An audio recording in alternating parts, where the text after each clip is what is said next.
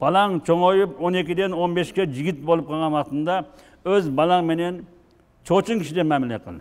Чоочун киши бир иш кылсаң, ака ушул туура эмес го деп коет да. Сырын айтпайт. Эмне үчүн? Ол бала чоңойду, ери жетти. Эртең күндө ал 12 жаштагыдай эле кылып муш көтөрсөң, бир колуңду кайрып койсо, бүттү. Урбасын деп сөз кайтарса, атанын жүрөгү бир баладан сууп калчу болсо, ал бала бу дүйнө тиги дүйнө оңбойт. Шуның үчүн балага эч качан чоңойгондон кийин каттуу мамиле кылбаш керек. Чоочундай жакшы мамиле кыл. Жакшы сөзүңдү айт. Эгер катуу айтам десең, же сындырып аласың, же сени сындырат да. Азыркы бул замандагы балдардын фитина албетте илгерги 50 жыл мурун, 100 жыл мурунку балдардай эмес азыркылары.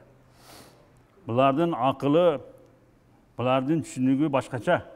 Эмне үчүн заман келди, илим өнүктү. Биздин билбеген нерселерибизди билип атат, көрүп атат. Булардын азгырыгы көп. Шайтан азгырбай эле жолдо калды. Шайтан эмес, майтандар. Адам баласы кайра өзүнү бири-бирине азгыртып атат. Ар бир иш менен, ар бир нерсени чыгарып, ойноп. Азыр балдар башкача. Ошондуктан бала чоңойгондон кийин азыр күндө мамилени чоочун кишидей катык айтпай, чочуп, коркуп туруп мамиле кылыш керек. Көптөрдөн көрүп атабыз.